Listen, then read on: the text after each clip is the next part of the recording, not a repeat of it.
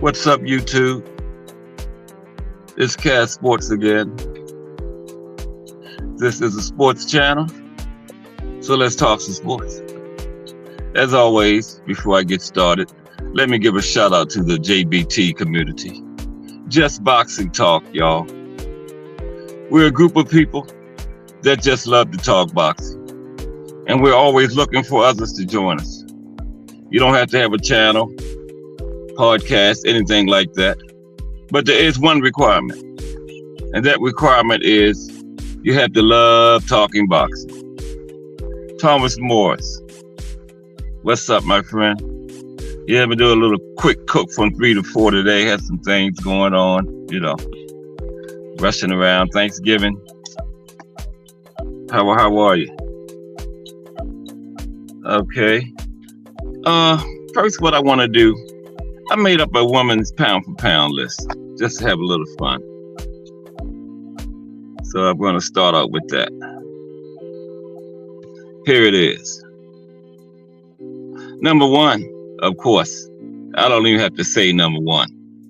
Anybody that make a woman's pound for pound list that don't have the GOAT number one should be committed to the nearest mental institution. So let's go to number two.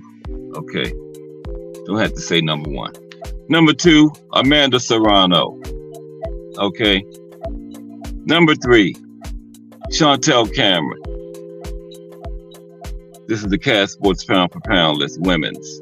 Number four, Alicia Baumgartner. Now I know it's going to be some questions about number five, Shadeja Green. Oh, okay. I understand, Tom. Tom, you trying to not get beat up. I've been there. And you better do it right, too. Okay. Number six, Savannah Marshall. Number seven, Jessica McCaskill. Number eight, Denise Estrada. Number nine, Latasha Jonas. And number 10, Katie Taylor. Katie is higher on most people pound for pound list, but she just hasn't made a believer out of me. I think if the women had 12 rounds, 3 minutes, Katie would have been knocked out several times by now. I know Amanda Serrano's would have knocked her out in their fight at the Garden a couple years back. And also, I think Chantel Cameron would have stopped the last time. What's up, Al Booger? Good to see you, bro. Welcome in. Yeah, I had to come on at 3 today. There's always something in this thing we call life. Always something going on. So I'm going to do a little quick cook before Just Do Boxing comes in here. I just did my the Cat Sports women's pound for pound list. What do you think about that list, Tommy? Or, are you into women's boxing like that? That deep, Al Booger? Let me do it again for Al Booger. 1, the GOAT. 2, Amanda Serrano. 3, Chantel Cameron. 4, Alicia Baumgartner. 5, Shadeja Green. 6, Savannah Marshall. 7, Jessica McCaskill. 8, Denise Estrada. 9, Latasha Jonas. And 10, Katie Taylor. The biggest questions probably will be, the biggest problems people will have with my list is probably Shadeja Green at 5 and Katie Taylor at 10. Most people probably would flip-flop those two. Okay, Tommy, you really don't follow the girls. Yeah, I do, because the only reason my wife is a hardcore fan too, having a wife a hardcore boxing fan. If it wasn't for that, I probably wouldn't pay too much attention to the women either. It was her idea when I did the women's champions yesterday. Remember how we did the men's on Monday? And she said, why don't I do the women? So I went through them yesterday. But I want to take a look at the sanctioning bodies today, just the history of them. Okay. Because see, I went through the divisions the first couple of days of the week and listed all the champions, both men and women. And it seemed to be pretty interesting shows. So today, I'm going to take a look at the sanctioning bodies. Now, I'm not going to go into what they do or the rules, because whatever they do, it's actually had me very confused, and the rules They love breaking their own rules, you know. Matter of fact, you know that saying, rules are made to be broken. The sanctioning bodies are a perfect example of that. Yeah, I don't watch too many women's fights, neither Al Booger. It's really got to be like the champion. Like this weekend I watched because Chantal Cameron and Katie Taylor, that's undisputed, and plus it's a rematch. And you know, it had to be really top of the game before I watch women's fights. And Chantal and Katie both at the top. So yeah, I'll check them out. Yeah. Take a look at the history of these sanctioning bodies real quick. Starting with the World Boxing Association, WBA. Okay. Now, the World Boxing Association is the oldest major sanctioning body in boxing. It was founded in 1921 as the National Boxing Association. Okay. And the first fight it recognized was the Jack Dempsey George Carpenter heavyweight championship fight in 1921 from Jersey City, New Jersey. Okay. Now, the NBA was formed, that's National Boxing Association, not National Basketball League. The National Boxing Association was formed by representatives from 13 American states, including a guy named Sam Milner. He really was the head of it. And they were formed to counterbalance the influence that the New York State Athletic Commission, NYSAC, wielded over boxing. So it seems like the state athletic commissions ran things when boxing really first got started. Mm-hmm. And the first sanctioning body was started to like give the athletic commission some competition. Okay. Now the National Boxing Association and the New York State Athletic Commission sometimes crown different world champions in the same division, leading to confusion about who was the real champion. Now, don't that sound familiar? That's what's going on nowadays. So that type of thing, having two different champions in the same division, was going on way back when boxing first started. So that's not a thing that's just going on in modern day. Okay. Now, originally, the primary functions of the National Boxing Association was to sanction title bouts, publish lists of outstanding challengers, and withdraw titular recognition. Okay.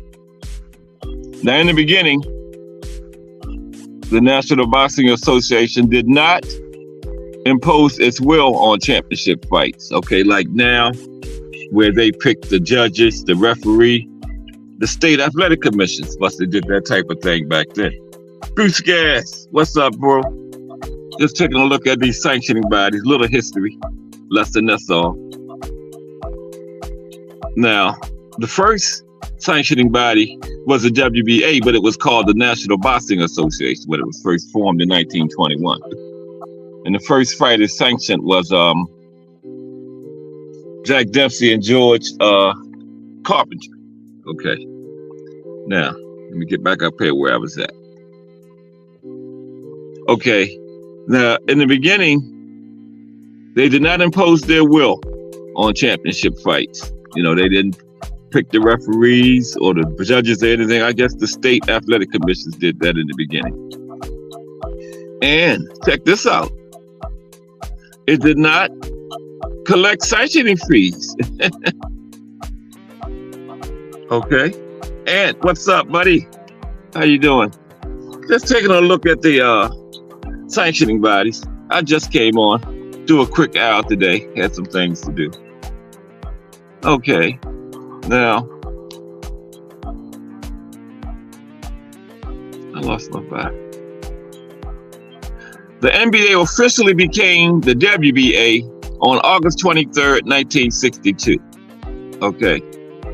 Now, I couldn't figure out who the first president was, but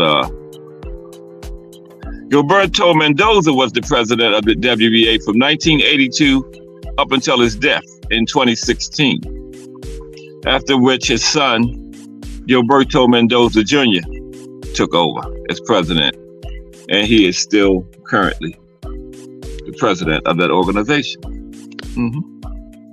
Now, in the 1990s, the WBA moved its central offices from Panama City, Panama, to Caracas, Venezuela. In 2007, it returned to Panama, and it's still there today. Okay?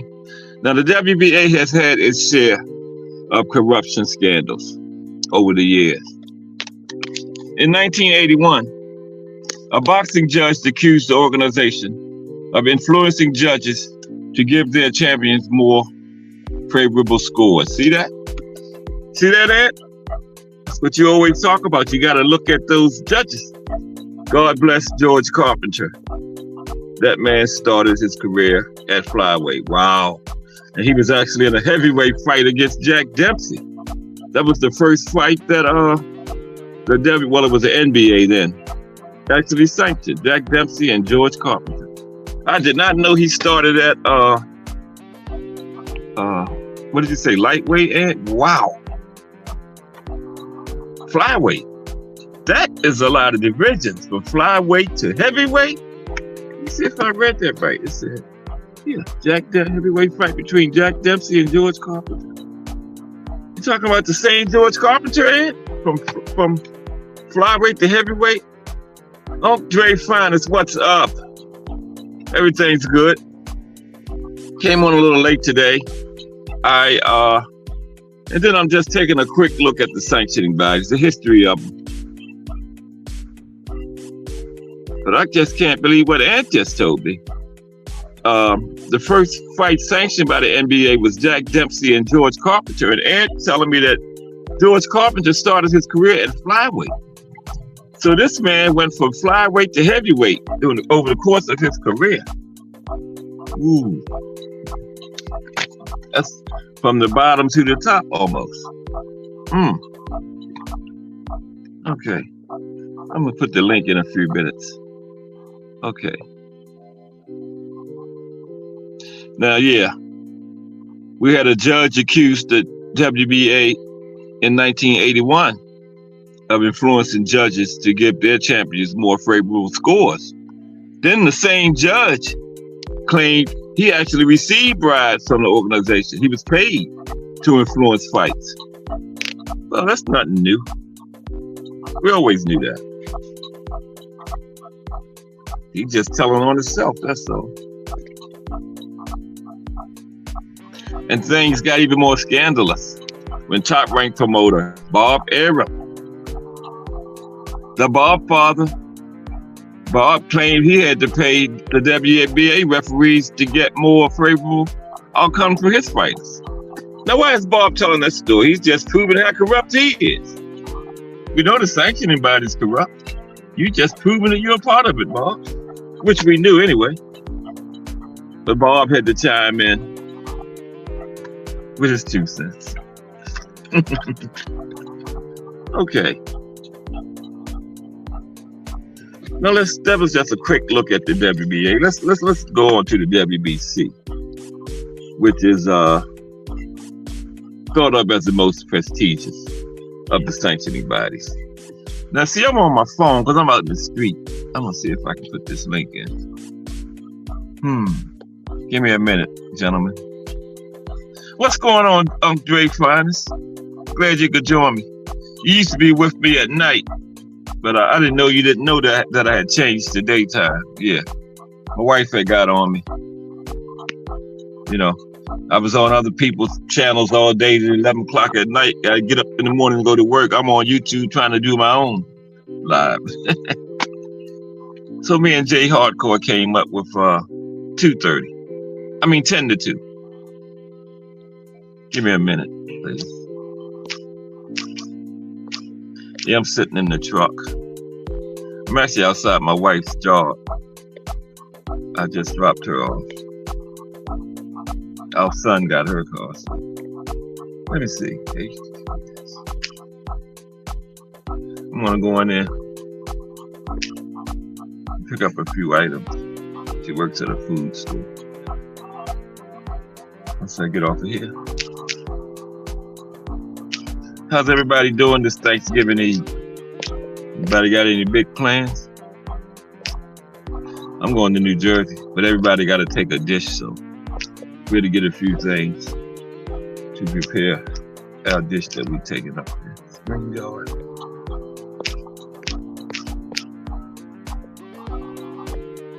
You know, a couple times. Okay. Drop these numbers in, then we're going to get back busy. Bear with me.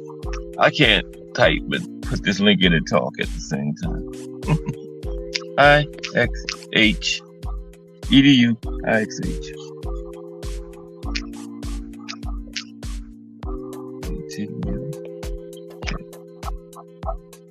Now, I had trouble bringing people up and on my phone too, so I hope it works out. Here it is. Now, where was it? Okay, I was getting ready to start talking about the WBC. Bruce Gas, if you're still in there, chime in and tell me if I'm messing up on this history lesson. Okay, World Boxing Council. Now,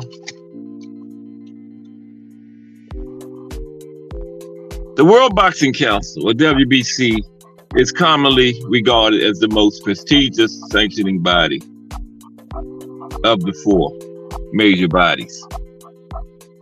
Okay. The organization was founded a year after the WBA in 1963. And it's been responsible for some of the highest profile fights in boxing history, including the Fury vs. Wilder trilogy. Okay, yeah, that was a nice one. Thank you, Bruce. Appreciate it. Okay, your WBC. Many boxing experts view the WBC champion at any weight class as the true champion in all the divisions. I don't, not really.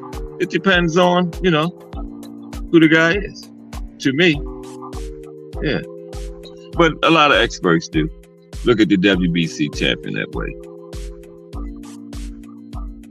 The WBC was initially established by 11 countries: the United States, Argentina, United Kingdom, France, Mexico, the Philippines, Panama, Chile, Peru, Venezuela, and Brazil. Okay. Representatives from these countries met in Mexico City on February 14, 1963, upon invitation of Mexican President Adolfo López Mateos. I wonder if you're in relation to Sue Burrell. No, just kidding. All right. And they were trying to form an international organization to unify all commissions of the world to control the expansion of boxing. All right. The groups that historically recognized several boxers as champions included the New York State Athletic Commission, NYSAC, the National Boxing Association, which became the WBA, remember, the European Boxing Union, EBU, and the British Boxing Board of Control, BBBC. Okay? Now,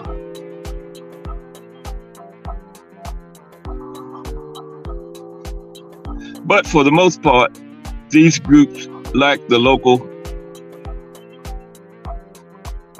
all-encompassing international status they claimed. But eventually, they got where they wanted to go because today it has 161 member countries. The current WBC president is Mauricio Suleiman. Former presidents include Luis Bota and Roman G. Velasquez of Mexico, Justiniano and Montano Jr. of the Philippines, and Jose Suleiman of Mexico, father of Mauricio. Jose was president from 1975 until his death in 2014. And you know who took over then? Mauricio himself, who is currently still president of the WBC. Yeah, I agree, Dre. Really, I really agree. To me, that's why I said when I said that part about a lot of experts view the WBC champion as the real champion, I said not me, okay? And you're right, I agree 100%. It used to be, but now, because of Mauricio, Dre, Mauricio's doing too much. Look how he didn't sanction the women's 12-round, 3-minute fights a couple weeks ago. Amanda Serrano and Danila Ramos. Yeah, everybody's sanctioned it except Mauricio. He could be the holdup as to why they just don't make it permanent for the women. You know, you got to have all 4 of them. Okay. Anything that the major sanctioning bodies say, you know, the state athletic commission will go along with them. So if all 4 sanctioning bodies sanction a women's fight for 12 3-minute rounds, the state, whatever state they in, that athletic commission will go along with it. But it's Mauricio. So I agree with you about the WBC, Dre. Okay. Now, in response to the 2022 Russian invasion of Ukraine, the WBC blocked championship fights involving all Russian and Belarusian boxers. And so did the IBF and the WBO, which I'm going to get to in a moment. Okay.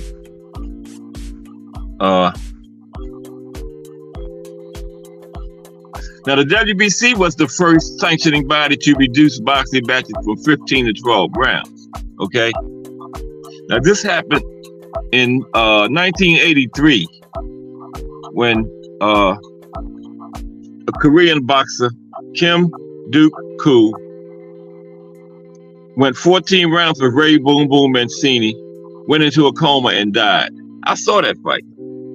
I think it was on the Wide World of Sports. Yeah. I didn't see, I think I saw that same, it was on TV the day it was happening. I remember seeing it. Yeah. So after that fight, the WBC reduced this fight from 15 to 12 rounds. And the other sanctioning bodies immediately followed suit.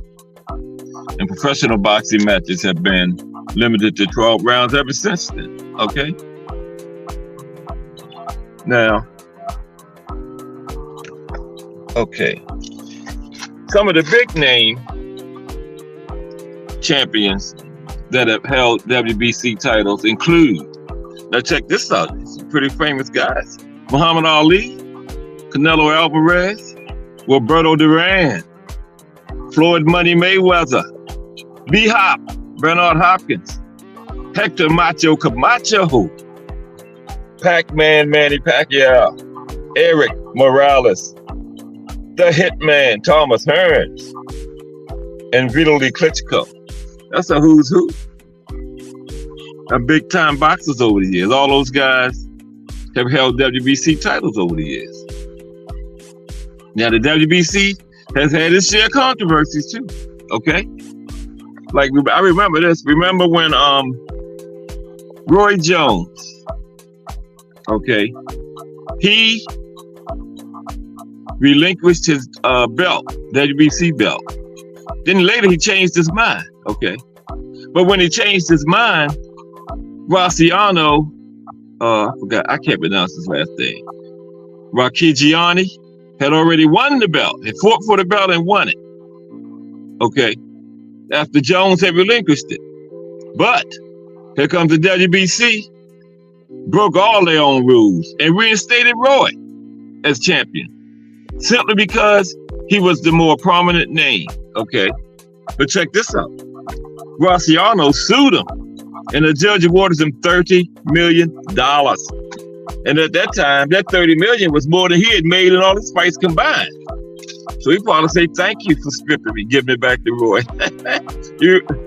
you remember that, Dre? Bruce? Yeah, I remember that. Well, that wasn't that long ago. you know, between 2000 and 2010, somewhere around. I can't exactly remember when it was. Okay. But yeah, Graciano got him $30 million out of that. Okay. Let's take a look at the World Boxing Organization, or the WBO. Now, the WBO is the youngest of the 4 major sanctioning bodies, okay?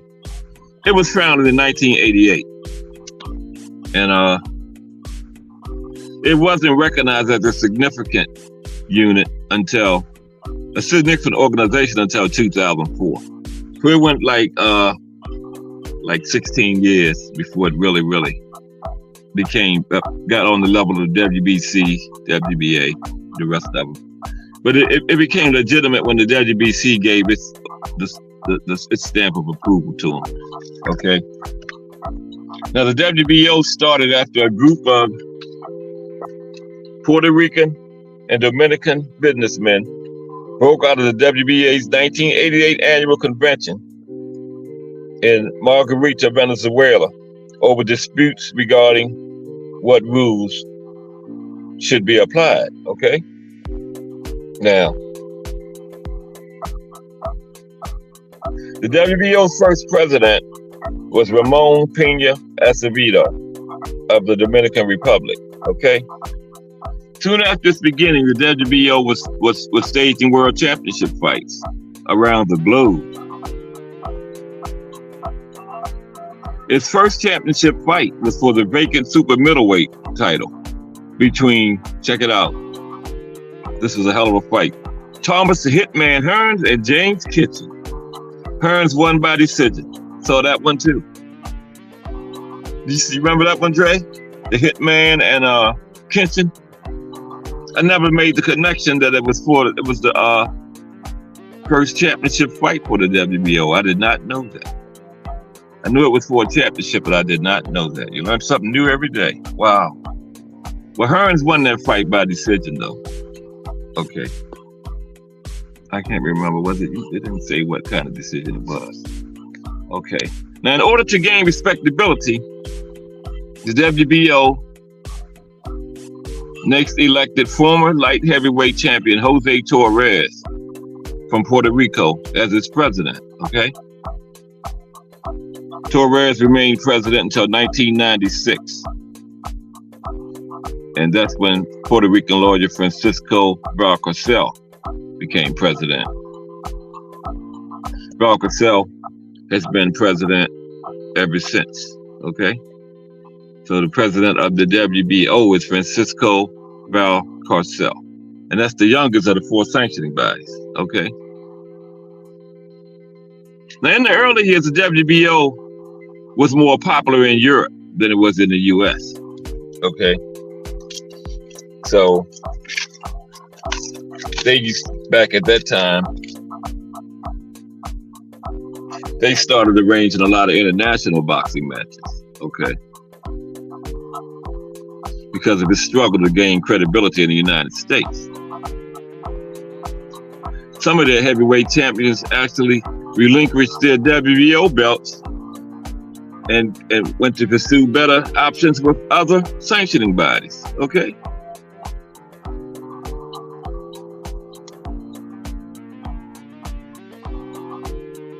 Wow, that's bad. Even the Ring magazine, which is the official magazine for boxing, didn't recognize the organization at first. Didn't recognize the WBO at first.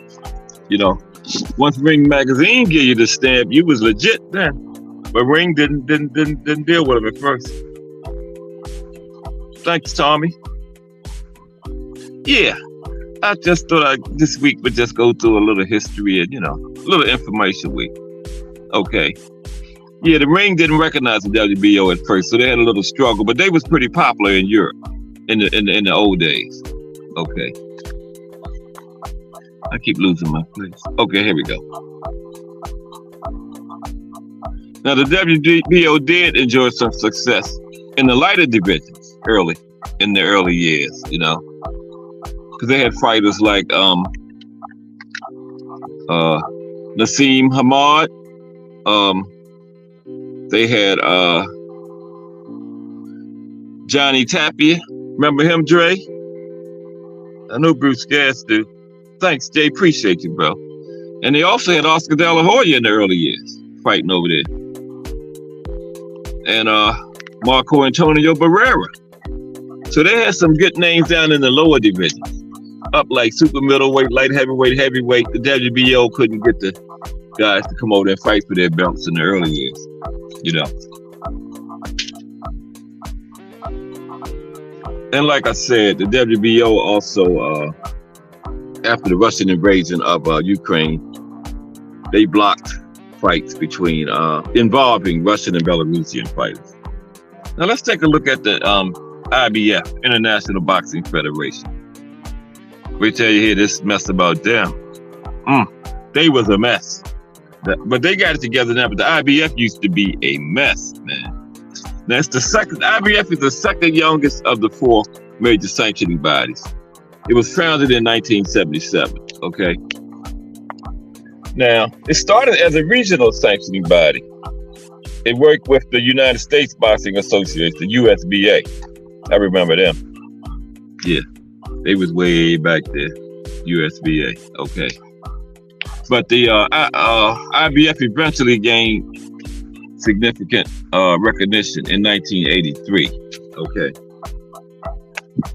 That year, 83, was when at the WBA's annual convention, Robert W. Barbie Lee Sr., he was president of the USBA, right?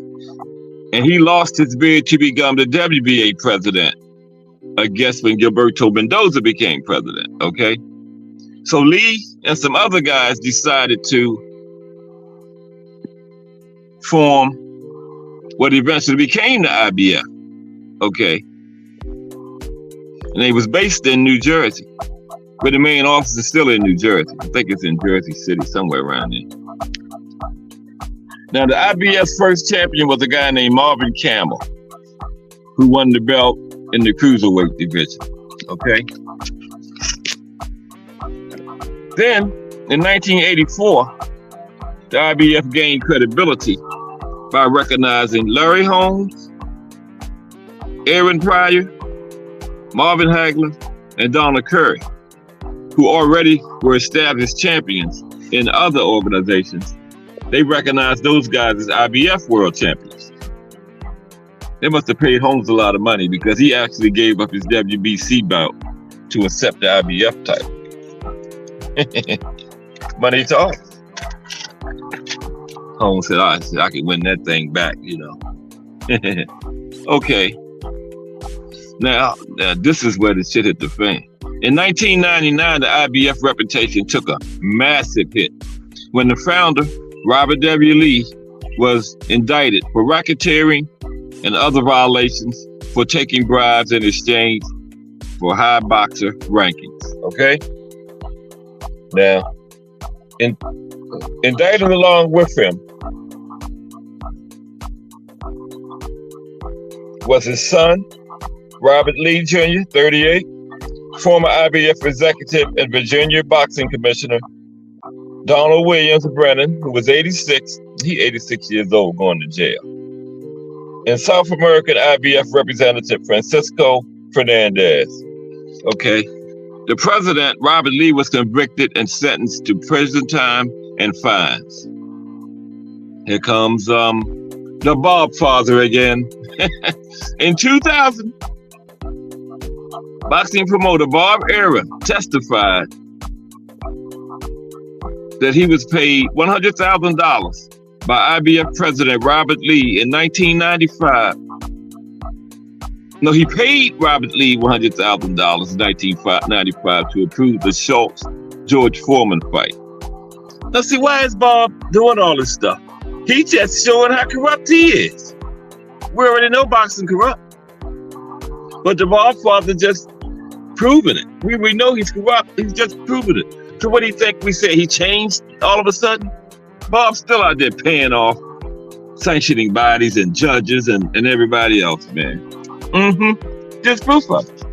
He testified that he paid the president of the IBF $100,000 in 1995 to approve the George Foreman Schultz fight, the Bob Father. Okay?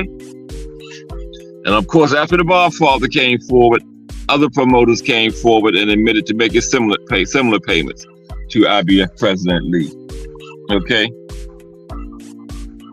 Now, after Lee was convicted, a former vice president of the WBA, Hiawatha Knight, became the IBF president, which made her the first woman president of any world governing boxing organization.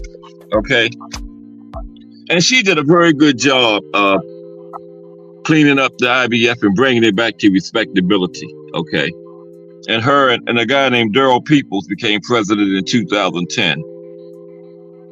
They did a good, he helped along with, I think he was like a vice president or something in the organization. And him and her helped to get it back to what it is now. And Daryl Peoples is currently still the president of the IBF. And I think it's in Jersey City, New Jersey. That's the only one that's based in the United States. I think of course the WBC is in Mexico with old Mauricio, and I think the WBA is in Puerto Rico. Right? WBO. I don't know where the WBO is. Somebody help me out. Is Ed still in here? Where's the WBO based at? And I know the WBA is based in the United States, New Jersey. Yeah, Jay. Old hot ass, the Bob Father. Okay, now, here are some of the minor, notable, non-major sanctioning bodies, okay? The International Women's Boxing Federation, the American Boxing Organization, the World Boxing Society, the Japan Pro Boxing Association, and the International Boxing Union. That's just a few of the minor. Puerto Rico, is that the WBO, Ant? Okay. WBO is Puerto Rico. WBC is Mexico. IBF is New Jersey. So where's the WBA? Is that Puerto Rico too? I just read it, but I can't remember. You know where the WBA is? Is the WBA in Puerto Rico too? Also in Germany. Okay, Bruce Guest says Germany. Okay, Germany. I just read it, but I don't feel like flipping back through. Okay, that sounds about right. Germany. Yeah. So we got the weigh-ins for the Benavidez and Andrade tomorrow, and also the don't sleep on that Chantel Cameron and Katie Taylor fight, fellas. That's a rematch. Oh, it's not Germany, Bruce? Oh, Panama. Right. I just read it, Bruce. Thank you. Panama. Yeah. I just read it not 5 minutes ago. So there we have it. WBA is Panama. WBO is Puerto Rico. WBC is Mexico. And the IBF is the good old US of A. Oh, right. But yeah, on the website, yeah, and Bruce came up with it, Panama. Yeah, but I was saying, don't sleep on that Chantel Cameron, Katie Taylor. I think that's the zone. And I do believe that's going to be on like in the early part of the day because it's from the UK, somewhere over that part of the world. So they won't. I'm on one phone and the other phone's ringing. Do I sound okay? Cause this I'm on my phone and I'm sitting in my truck actually. I know I went back and listened to the playback last time I did it on my phone. It was a lot of noise. So let me know in the chat how sound. Yeah, Panama. Thank you, Dre. How sound, Uncle Dre? Yeah, Bruce, you said a mouthful that they all crooked. How about old Bob Father admitting his little part in all this corruption over the years? Talking about he paid off the IBF to approve George Foreman and Schultz, and then he also slid some money to the WBO. One of them, I think it was WBO, to get favorable rankings for his fight. Yeah, they all crooked. Talking with Anthony McQueen about that recently, and they still crooked. And way back in 1921, when the WBA was first formed, called the National Boxing Association, and the New York State Athletic Commission, they had different champions in the same weight classes way back then. And say it was confusing the fans as to who the real champion was. So this ain't nothing that just started. That was big when it happened. Yeah, Bob Lee did hard time because of Aaron riding. Yep, I remember that, Bruce. Yep. And he had to pay some healthy fines too. I didn't write the amount down, but he paid some hefty fines, man. Yep. I think his didn't the son go to jail too, Bruce? Bob Jr.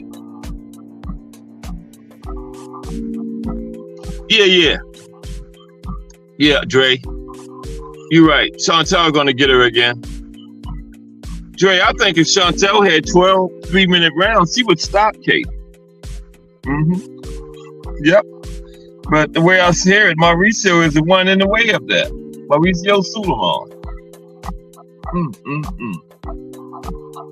He didn't sanction the last fight. Tim Layton. What's up, Tim? I didn't come on until 3 tonight, buddy. I hope you wasn't looking for me earlier. Yeah, I came on at 3 because I had to run around and do some things. I'm sitting in the parking lot of my wife's job right now, finishing this up. I dropped her off, and I'm going to go in there. She work at this grocery store. I ain't going to say no name. Give them free advertising. Yeah, I'm going in and doing a little pick up a few things. I'm coming up your way tomorrow, Tim. Chalfont, Pennsylvania. I don't know if I'm saying it right. Chalfont. My nephew live up there. Come up there for Thanksgiving. Everybody had to bring a dish, so I gotta go in there and pick up a few more ingredients for what we making. Yeah. But I hope everybody Thanksgiving go okay. Everybody ready? And it's Christmas time. What's up, Just Do Boxing? How you doing, bro?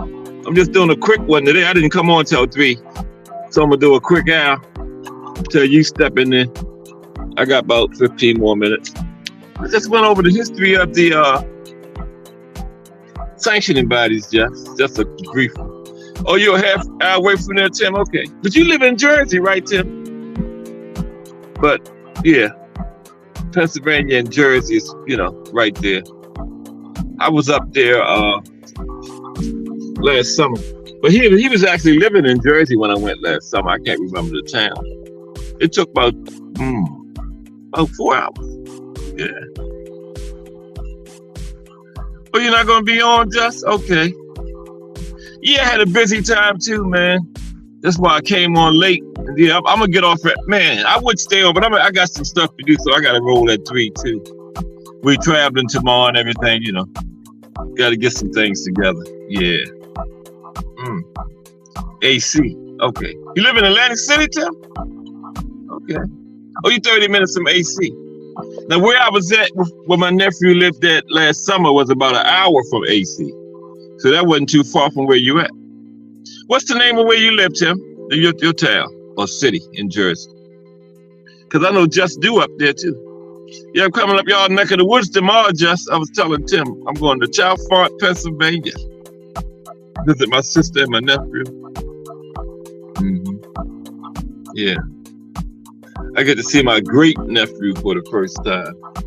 My nephew and his wife had a baby, or I think it was sometime early this year, January, February, somewhere around there.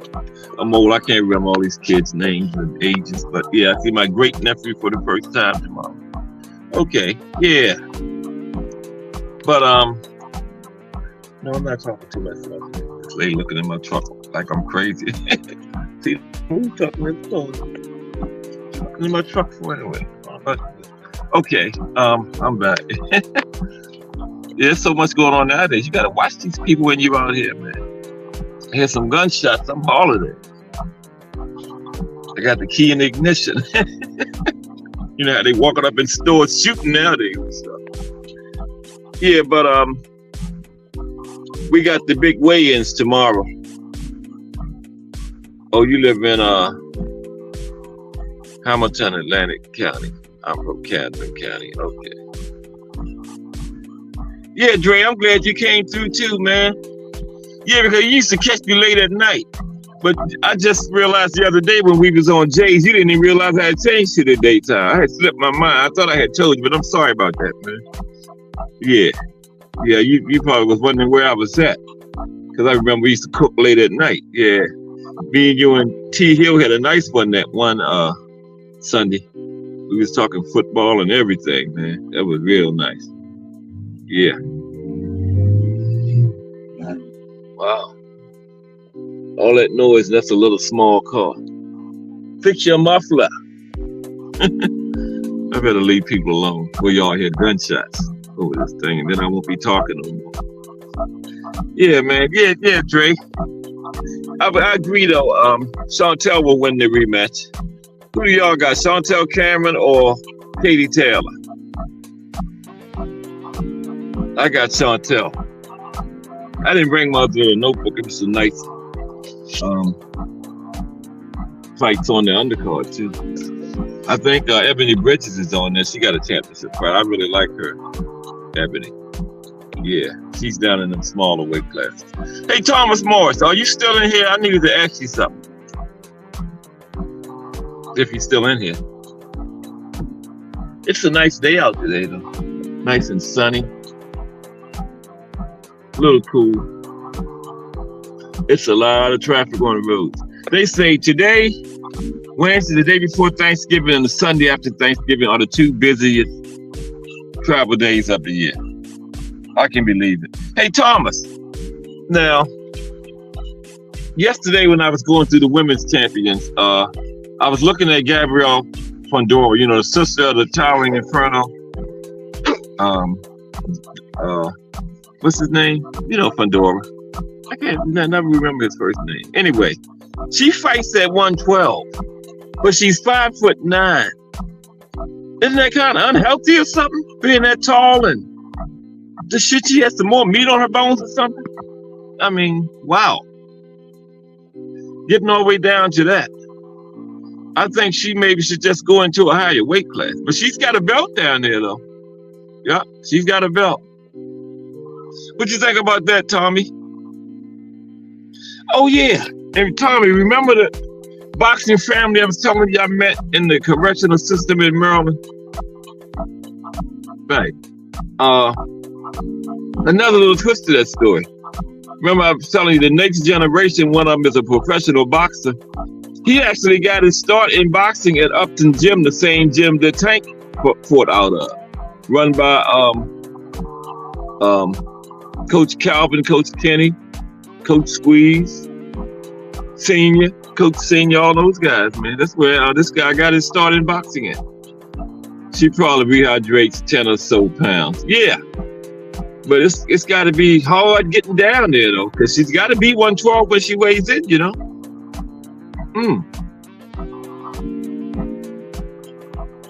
Wow. Yes. Wonder why she just don't go to a higher weight class. She looks just like her brother. What's her brother's name, anybody? Yeah, Upton Gym. I was supposed to go down there today because Jay, I don't know if Gregory Pratt was supposed to be there, but I didn't make it. I got too much to do.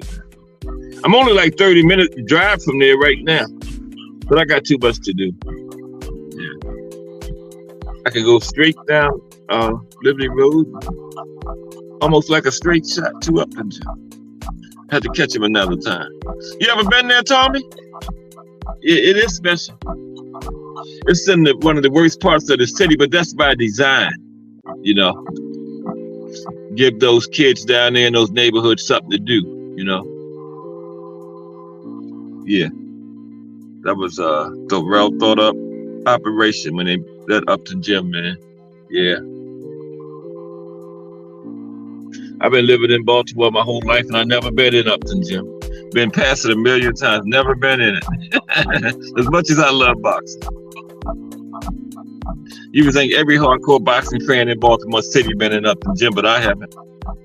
Never been in there. But I'm gonna go in there. I was supposed to go today. One of Jay went. He probably did because he's not on here. You know. Yeah, man. Those guys are something else, man. Yes. Mm-hmm. Yeah, Jay was talking about the this get together we were supposed to have, and yeah, me and him was planning it. But my thing is, he was saying a cruise or something, but you know, Tank had a fight coming up, and it's supposed to be on the East Coast, and I was thinking, I would love for us to get together to fight because that's how we all came together in the first place. You know, you understand what I mean? You know, everybody. Wouldn't it be nice if we got together at a fight instead of a cruise or something? Because boxing is what brought us together, you know? So as soon as we get a date on Tank, man, you know, I'm going to start putting that thing together. Because a lot of us are right here on the East Coast, you know, just hours away. Jay said it probably would be DC. But, you know, that's the same as Baltimore. So that's the idea. So I think around springtime, guys, be getting your change together. So we might do that. Have our little get together at the Tank fight. Just a thought, you know, something to think about. Tim Layton started me really thinking about that the other day. He said he was trying to come to the next Tank fight if it's in Baltimore. And then I was telling Tim, make sure we exchange numbers so we can hook up. And then I said, hey, everybody can do it, you know? So yeah, that's something to think about. We got to get a date first though, but that's what I would like. I would like to meet up at a fight because that's what brought us together. You know what I mean? Yeah. Then we can do a cruise or something next year. But the first hangout, meet and greet should be at a fight. Because I repeat, that's what brought us together. Agree? Oh, you can afford it, Tim Layton. Just, we'll figure it out. We're just in the planning stages. We'll figure it out. Okay? Yeah. Yeah, they cost a lot. I was at the last one in DC. I think the cheapest seats was around 200, man. Serious. Yes. Them was the nosebleeds. Were you there, Dre? Down at the Capital One? Downtown there in DC? Yeah. Yeah, so Tank fights. Yeah, they're expensive, man. I done started saving my pennies. And my wife's income tax will be coming in around then, so I already told her I got plans for her taxes next year. Don't make no plans. I got plans for her. She a hardcore too, though, so no, she's all in for it. You know. Yeah. I got 5 minutes I'm getting up on. Just dues time. Yeah. Because Tank got to pay all the, you know, we got to pay all the millions to Tank, and you know, his opponent gonna get paid. Well, look at him and Ryan last fight. They say Ryan got 30 mil. I don't know how true it is, but that's what I heard. You can imagine what the Tankster got. That's the face of boxing. You know? I put a thing on somebody's channel on YouTube, a comment, and some Canelo friend came in there saying, oh, Canelo's 4th or 5th best pay-per-view was bigger than Tank's first. I said, man, I ain't gonna go back and forth with you, but Canelo was great, but it's Tank's time now. Let it go, man.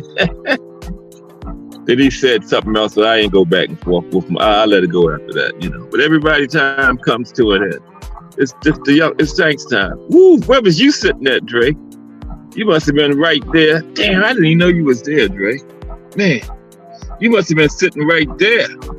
Yeah, they like that, Dre. Them seats. I'm serious. A Tank fight. But we'll hook up at the next one, Dre, for sure. You should put that in the Apple chat.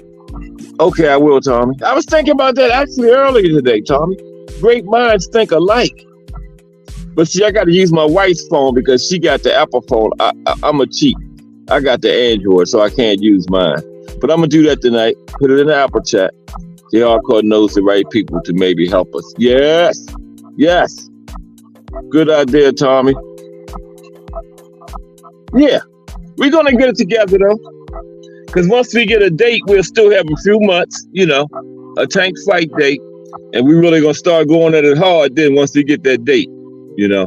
That's all I'm waiting on. But we're gonna get it together, man, and we all gonna get there.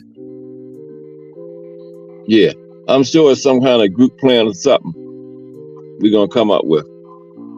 Okay. Yeah, that was the Hector, right? Yeah, I was there, Dre, the Hector Garcia, January 7th, right? That one. Yeah, I was in the building, in the house.